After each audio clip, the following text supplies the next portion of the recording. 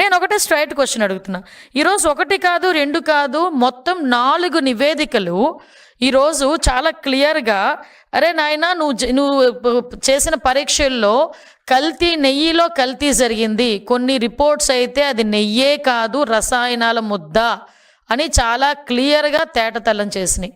ఈరోజు for example 2022లో వైసీపీ గవర్నమెంట్లోనే మీ చైర్మన్ మీ బాబాయ్ వైవి సుబ్బారెడ్డి ఉన్న టైంలోనే ఒక రిపోర్ట్ వచ్చింది, దానికి సంబంధించి పరీక్ష ఆధారంగా ల్యాబ్ రిపోర్ట్ వచ్చింది.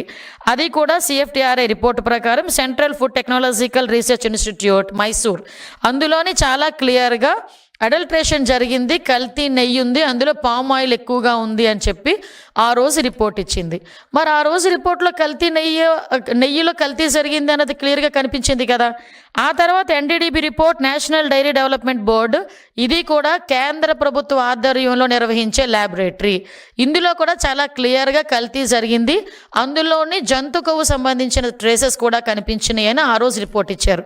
తర్వాత NDRI report, national dairy research institute వాళ్ళు కూడా కల్తీ జరిగింది, ఆ కల్తీ నెయ్యి అయితే అందులో ఉంది, ఉపయోగించిన నెయ్యి అయితే రసాయనాల ముద్ద అని చెప్పి ఆ ల్యాబ్ రిపోర్ట్ కూడా బయటకు వస్తే కొంతమంది అంటారు అందులో జంతు కొవ్వు కలపలేదని చెప్పారు కదా అన్నారు.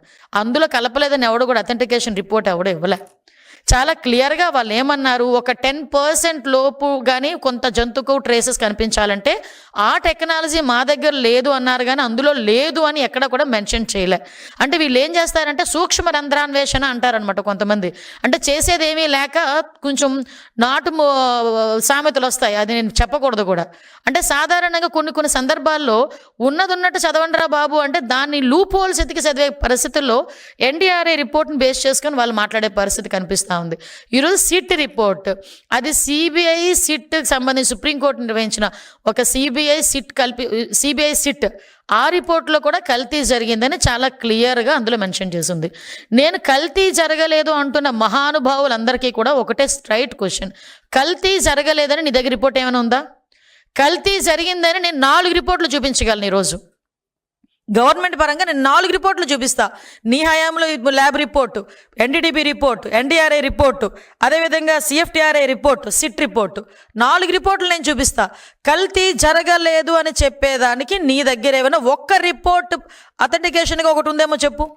అంతేగాని నీ దగ్గర ఉన్న రిపోర్ట్ ఏంటో చెప్పనా, తాడేపల్లి కొంపలో ప్రింట్ అయ్యే ఒక సాక్షి పేపర్ ఏమి రాస్తే అదే రిపోర్ట్ అనుకొని బయటకు వచ్చి మేధావులు ఒక్కొక్కడు 30 సంవత్సరాల రాజకీయ అనుభవం ఉన్న వాళ్ళు, 20 సంవత్సరాల రాజకీయ అనుభవం ఉన్న వాళ్ళు, అదేవిధంగా మాజీ మంత్రులు, మాజీ ఎమ్మెల్యేలు రోడ్డు మీదకి వచ్చి బయటకు వచ్చి వెంకటేశ్వర స్వామి భక్తి పార్వశంలో మునిగిపోతున్నామని చెప్తూనే అదే వెంకటేశ్వర స్వామి కొండ మీద మహాపాపం జరిగితే ఆ మహాపాపం తాలూకు నివేదిక గురించి మాట్లాడండిరా అంటే సాక్షి పేపర్ ప్రింట్ అయిన ఒక నివేదికను తీసుకొచ్చుకొని ఇది అక్కడ కల్తీ జరగలేదు అని మాట్లాడతాడు.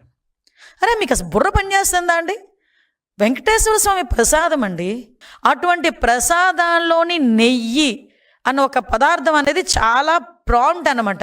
ఎందుకంటే పోటు పక్క నుంచి వెళ్తే ఆ నెయ్యి గుమగుమలకి ప్రసాదం ఇక్కడ తయారు చేస్తున్నారు అని, ఈవెన్ దో మన సంచిలోని ఆ ప్రసాదం తెచ్చుకున్న ఆ గీ స్మెల్ కొన్ని రోజులు పోదు. అంటే అంత మంచి గీ వాడతారు.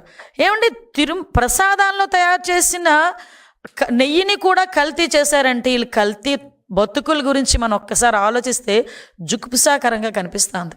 నిజంగా ఎలాంటి వాళ్ళైనా ప్రజలు కూడా ఈరోజు ఆలోచిస్తున్నారు. వాళ్ళలో కూడా ఏంటండి వాళ్ళు వాడే రసాయనాలు ఏంటి, 60 లక్షల కిలోల పామాయిల్, 60 లక్షల కిలోల పామాయిల్ ఉపయోగించారు, పామ్ కెర్నల్ ఆయిల్ ఉపయోగించారు, 8.9 లక్షలు acetic acid, Easter, lactic acid, food grades, monoglycerides, beta keratin, ఈరోజే తెలిసింది లప్సా. ఎందులో యూజ్ చేస్తారో తెలుసా అండి? బాత్రూమ్ క్లీనర్స్కి ఉపయోగించే ఒక కెమికల్ని దేవదేవుడికి పెట్టే ప్రసాదంలో కలిపి అలాంటి దాన్ని కూడా తీసుకొచ్చి ప్రజలకు అప్పచెప్పి వాళ్ళ మనోభావాలతోనే కాకుండా వాళ్ళ ఆరోగ్యాలతో కూడా ఆడుకున్నారంటే నిజంగా క్షమించాలా అని అడుగుతున్నాను. నేను ఈ క్వశ్చన్ క్షమించాలని అడుగుతున్న క్వశ్చన్ ప్రజలను అడుగుతున్నాను. ఇలాంటి వాళ్ళని క్షమించాలా? ఇంకా మన మధ్యలోని వీళ్ళు మనుషులుగా తిరిగే అర్హత ఉందా వీళ్ళకి? ఎంత మహాపాపానికి వడిగట్టారండి. ఇది మహాపాపం కాదా?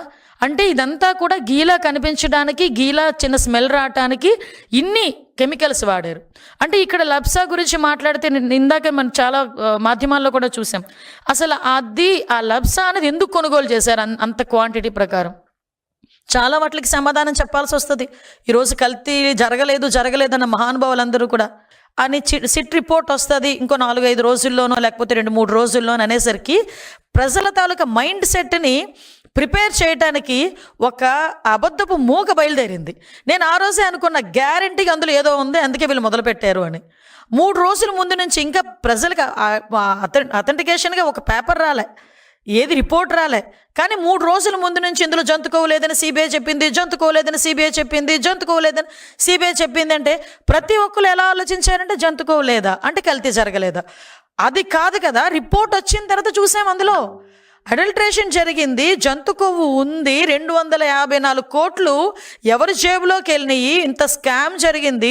వైవి సుబ్బారెడ్డి తాలూకా పిఏనే ఇంచుమించుగా 4,50,00,000 రూపాయలు ట్రాన్సాక్షన్స్ అందులో కనిపించినాయి.